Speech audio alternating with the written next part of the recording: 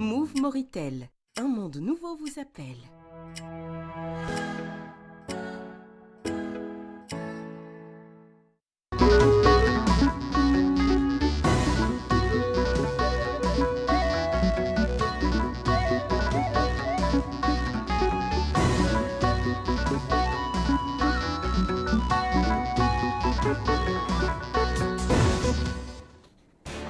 Le Conseil des ministres a approuvé un certain nombre de projets de loi, dont un projet de loi visant à contribuer au financement d'un projet d'approvisionnement de la ville de Kifa en eau potable du fleuve.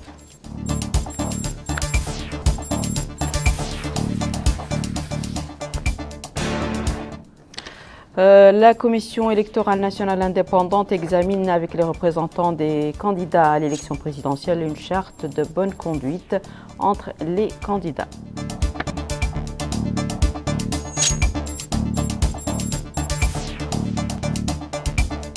La police nationale organise une démonstration de ses différentes formations et équipements en phase avec les systèmes de modernisation observés dans le secteur.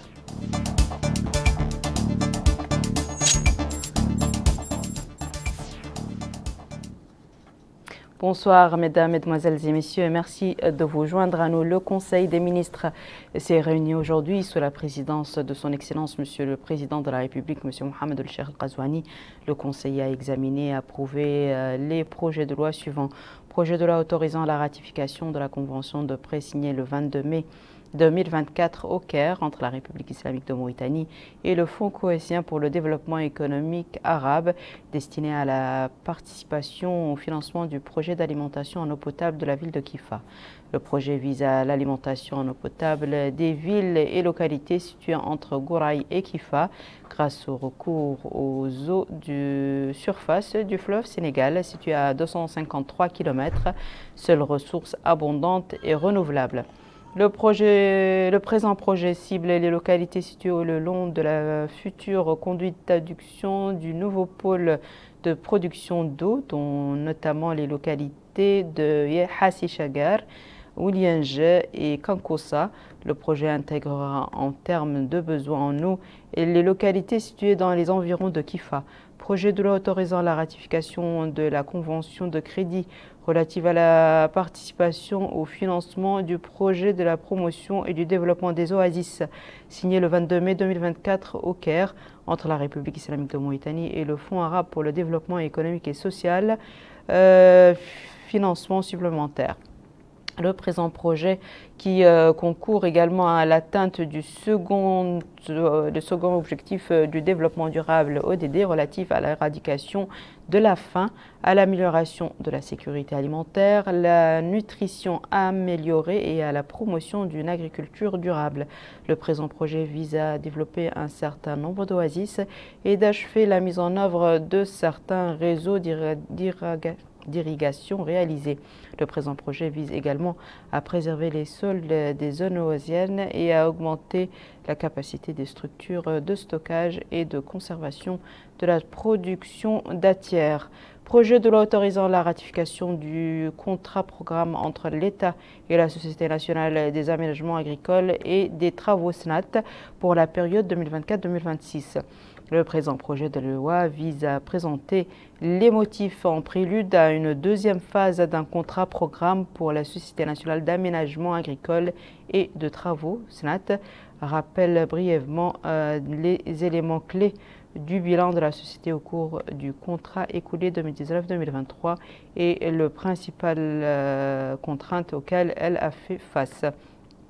Ce contrat a permis à l'entreprise de se focaliser sur des réformes plus structurantes et d'étendre ses activités à l'ensemble du pays.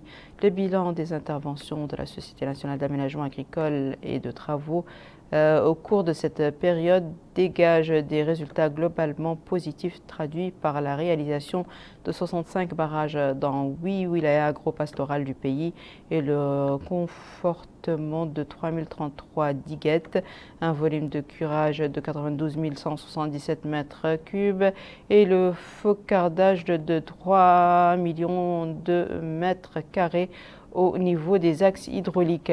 la construction de 98 km de pistes de désenclavement, principalement au Trarza, la réalisation de 48 398 km par feu. Il est attendu que le nouveau contrat programme vise à consolider les acquis, à corriger les insuffisances et les déséquilibres enregistrés précédemment et réaliser à une plus grande performance et efficacité dans les interventions futures de la société. Le Conseil a également examiné et adopté le projet de décret modifiant certaines dispositions du décret numéro 64-134 du 3 août 1964 et ses textes modificatifs fixant l'avancement des officiers de l'armée active, les limites d'âge des officiers. Le présent projet de décret vise à abroger et à remplacer les dispositions de l'article 2 et de l'article 10 nouveau du décret numéro 64-134 du 3 août 1964 modifié, précisant l'avancement des officiers de l'armée nationale, les conditions d'admission des officiers de réserve dans l'armée active ainsi que les limites d'âge des officiers sont abrogées et remplacées par des dispositions nouvelles relatives à l'adoption des dispositions du décret avec la loi 2024-010 en date du 15 février 2024.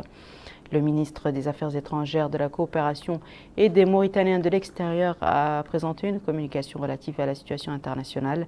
Le ministre de l'Intérieur et de la décentralisation a présenté une commission relative à la situation intérieure. Le ministre de l'Économie et du Développement durable a présenté une communication numéro 26-2024 relative à l'exécution des projets sur financement extérieur au cours du premier trimestre 2024. Cette communication montre que la performance des activités programmées au cours du premier trimestre de l'année 2024 est satisfaisante. Le nombre de projets en cours d'exécution a atteint 91 projets au 31 mars 2024. Le niveau de performance d'exécution pour ces projets se caractérise par un niveau de performance satisfaisant où 40% du projet, soit 40 projets plutôt, soit 44% enregistrant un niveau de performance satisfaisant contre 33 projets, soit 47% au quatrième trimestre 2023. Un niveau de performance modéré, où 37 projets, soit 40,6%, affichent un niveau de performance modéré, contre 26 projets, soit 37% au trimestre précédent. Un niveau de performance faible, aux 14 projets, soit 15,4%, enregistrant un niveau de performance faible, contre 17 projets, soit 16% au quatrième trimestre 2023.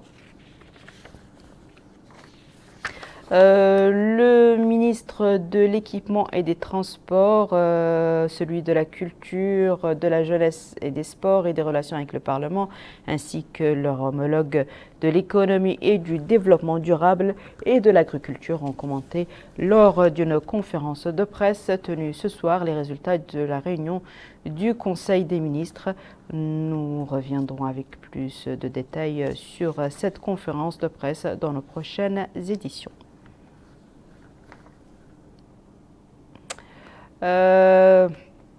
L'ambassadeur de la Fédération de Russie accrédité en Mauritanie, son Excellence M. Boris Zelko, a offert hier soir à Nouakchott une réception à l'occasion de la fête nationale de son pays.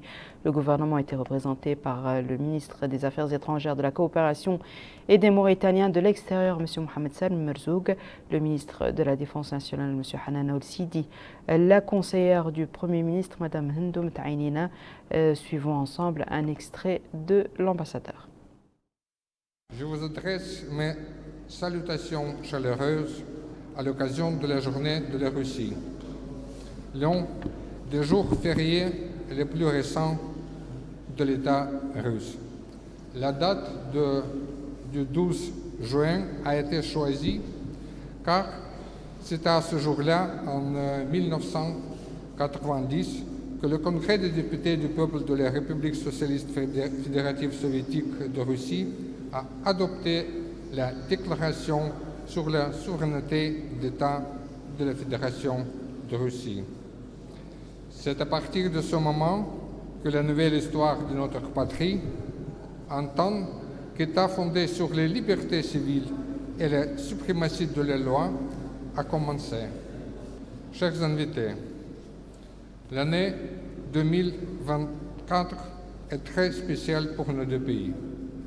Tout d'abord, cette année est marquée par les élections présidentielles en Russie, le 18 mars passé, et en Mauritanie, le 29 juin prochain.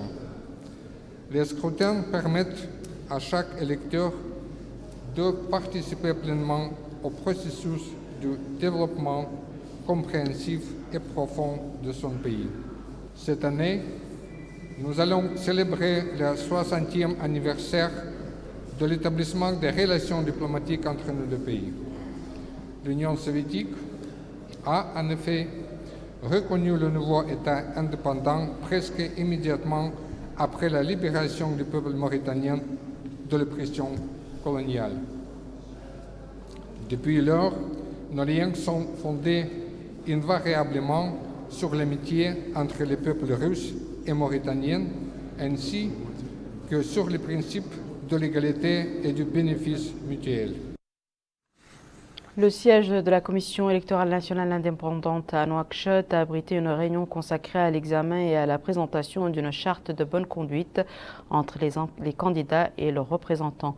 Au cours de la réunion, le président de la Commission électorale nationale indépendante, M. Daour Abdeljelil, a présenté le préambule du projet proposé qui comprend un texte visant à adopter le contenu de cette charte pour réglementer les relations entre les candidats avant les élections durant la période de campagne pendant la campagne et après celle-ci. Le document exhorte également les partis concernés par les élections à respecter strictement la loi et la nécessité d'éduquer les militants sur les violations électorales. Le ministère de l'économie et du développement durable a organisé aujourd'hui à Nouakchott un atelier sur la résilience en Mauritanie. Les exposants ont mis l'accent sur les stratégies mises en place pour renforcer les capacités d'absorption des chocs ainsi que l'adoption aux changements et transformations des systèmes pour mieux résister aux crises futures. C'est un compte-rendu de Memounalou. Renforcer la résilience des communautés vulnérables face aux différents chocs et stress multiples dans le contexte actuel du Sahel, tel est l'objectif de cet atelier. Dans son allocution, Yeslim Oulhamden, secrétaire général du ministère de l'économie et du développement durable par intérim, a indiqué que le programme de cet atelier représente une opportunité précieuse pour échanger des connaissances et des idées, ainsi pour explorer des voies concrètes qui pourraient contribuer au développement de stratégies adéquates visant à renforcer les capacités d'absorption des chocs et d'adaptation au changement et à transformer les systèmes et mécanismes existants de manière à mieux faire face aux diverses crises. Il souligne également que dans ce contexte, il est essentiel de se rappeler que la résilience ne concerne pas seulement la réponse aux crises, mais aussi leur prévention, leur anticipation et la préparation à leurs affrontements. Il ne fait aucun doute que pour y parvenir, il est indispensable de renforcer la cohésion sociale, de réduire les inégalités, de travailler à diminuer les points de vulnérabilité et de s'engager fermement dans la construction d'un avenir plus sûr et plus prospère pour tous. Par la même occasion, le directeur national de World Vision Mauritanie, Alex Whitney, a évoqué leurs intérêts vis-à-vis à cette problématique. Depuis plus de 40 ans, World Vision intervient en Mauritanie pour renforcer de manière holistique la résilience des enfants et leurs familles. La Mauritanie est très impactée par les effets d'instabilité régionale, entraîne des déplacements et regroupements des populations, impacte également les conditions de vie des femmes et des enfants. C'est dans ce contexte que nous avons entrepris cette action pour réévaluer le système de résilience, pour mieux répondre aux besoins des communautés affectées et renforcer ainsi les moyens de subsistance. Cette évaluation également a été réalisée par World Vision au Mali, au Burkina Faso, au Tchad, au Niger, et c'est dans cette lancée que ça conduit en Mauritanie. L'élaboration d'une feuille de route pour renforcer la résilience du système sera mise en place par les experts au terme de cet atelier. Lancement officiel de la démonstration de force organisée par la direction pour assurer le bon déroulement de l'Eid al-Adha et des prochaines élections présidentielles. Et c'est le directeur général de la Sûreté nationale, le général de brigade, Cheikh Mohamed Emin El Emin, qui a supervisé le lancement de la démonstration. C'est un compte-rendu de Boka Baïdaba. Cette action grandeur nature de la police nationale a été exécutée pour assurer le bon déroulement d'Aïd al-Adha et des prochaines élections présidentielles.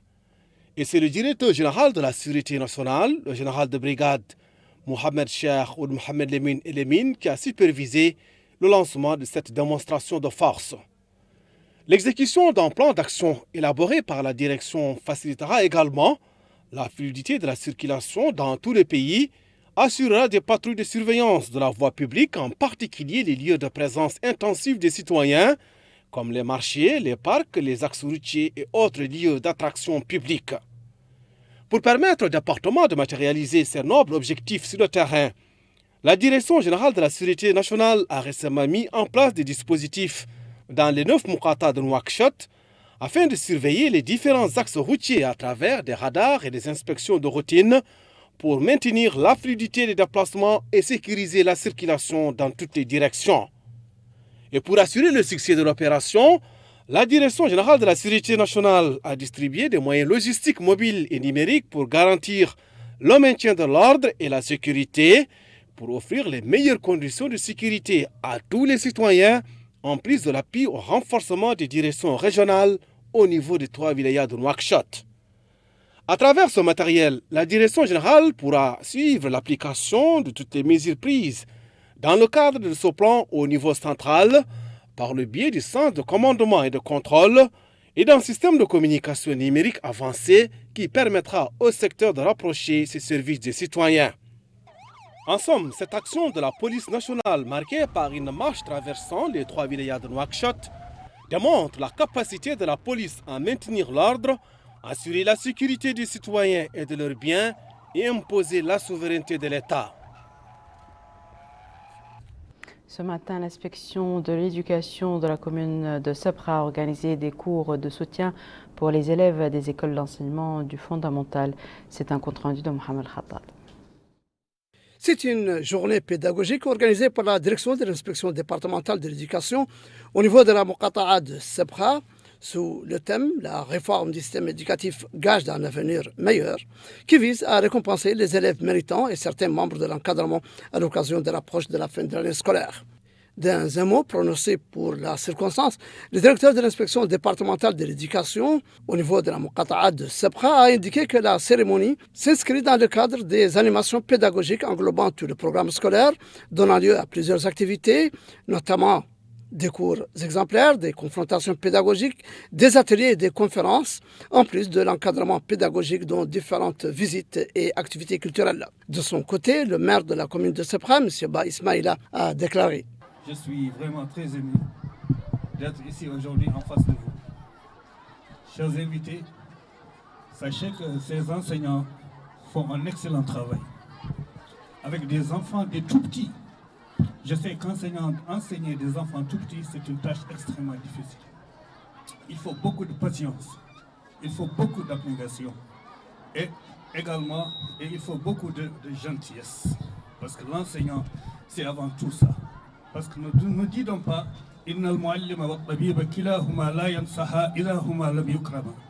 donc eux, les enseignants, ce sont des gens qui doivent. Je suis très ému quand je parle à mes amis. Moi, je sais les conditions dans lesquelles ils travaillent. J'ai enseigné des classes, moi j'étais professeur de collège et de lycée. J'ai enseigné des classes de 90 élèves qui étaient des adolescents. Eux, ils enseignent des tout petits peu, des tout petits qu'ils sont obligés de forger pour qu'ils deviennent des hommes, qu'ils deviennent demain ceux qui vont diriger la Mauritanie. La cérémonie a été marquée par des sketchs fustigeant l'ignorance et cultivant la citoyenneté et l'unité nationale avant de laisser place à l'attribution de prix aux élèves et enseignants, directeurs et staffs d'encadrement de la Moukhata'a les plus distingués au cours de l'année scolaire qui s'achève. Le ministère de l'Élevage a lancé aujourd'hui à Nouakchott les travaux du Forum national sur la valorisation du lait local et la promotion de la filière laitière dans le pays.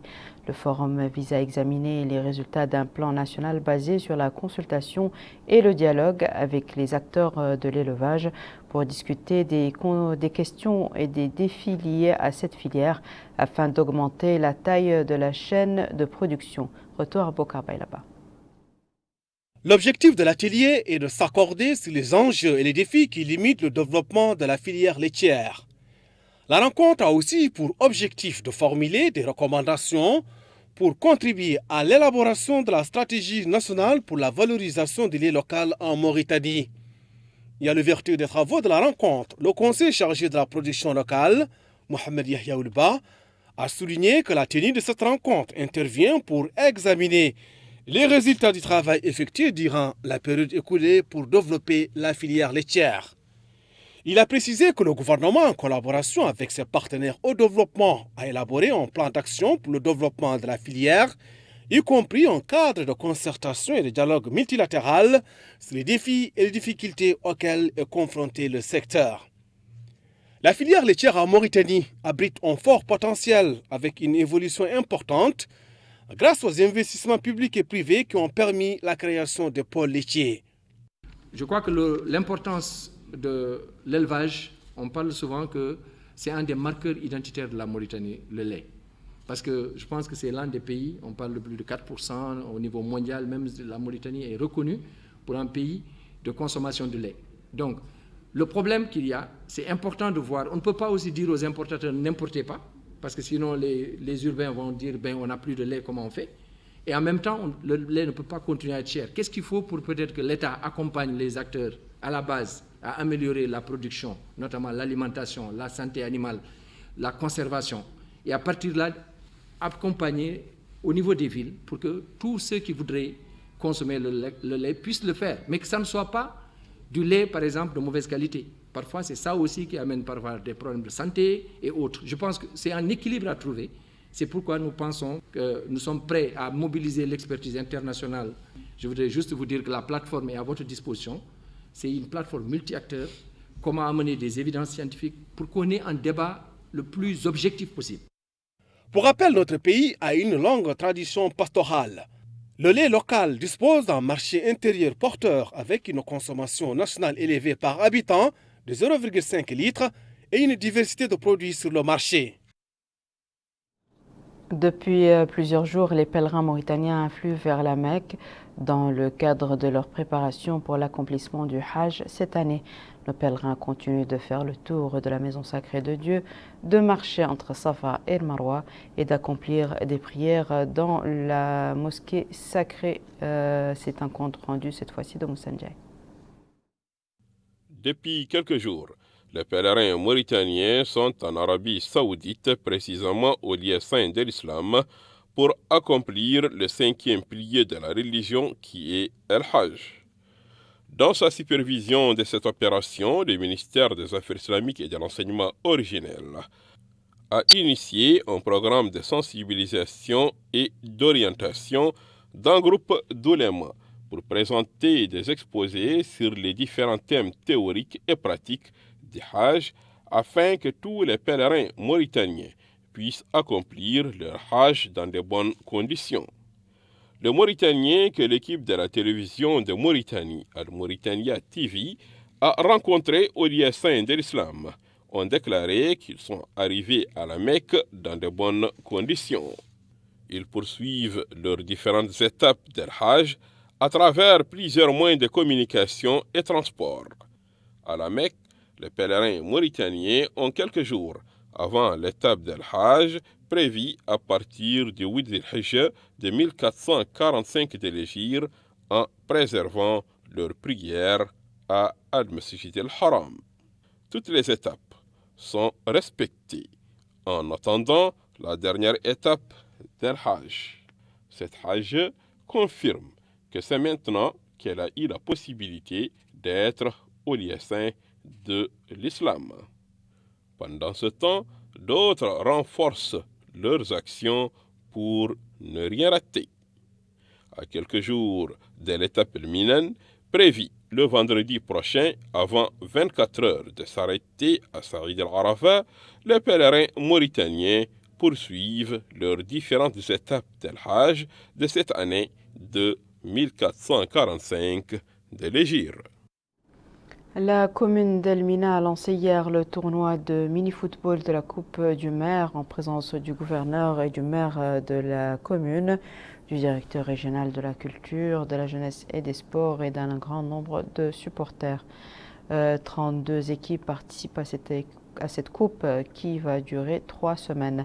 La commune affirme que l'objectif de l'organisation de ce tournoi est d'encourager les jeunes à pratiquer le football et à éviter les comportements dangereux.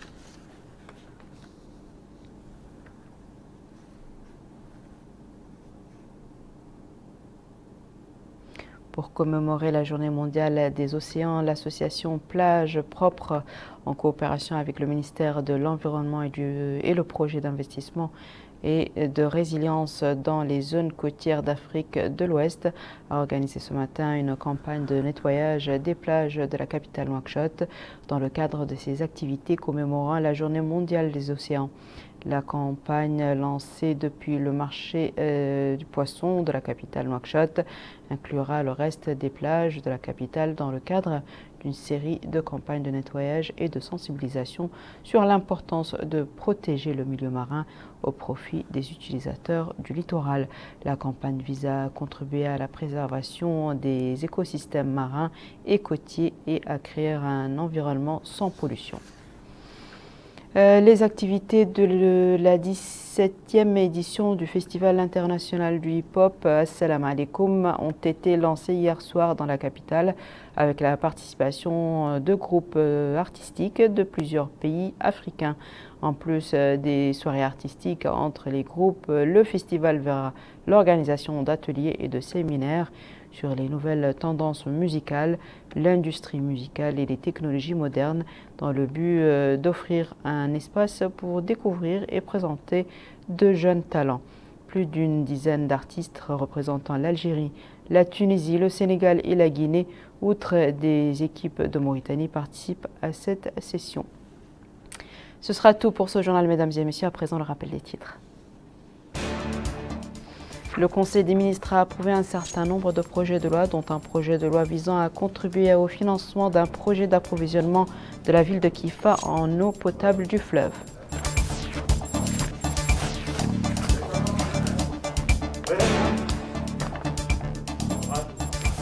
La Commission électorale nationale indépendante examine avec les représentants des candidats à l'élection présidentielle une charte de bonne conduite entre les candidats.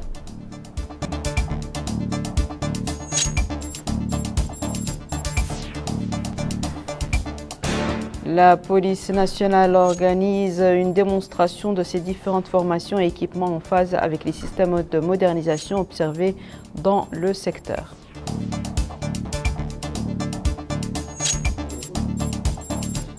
C'est la fin de ce journal, mesdames et messieurs. Merci à vous de nous avoir suivis. Merci de votre fidélité. On se retrouve la semaine prochaine, Inch'Allah.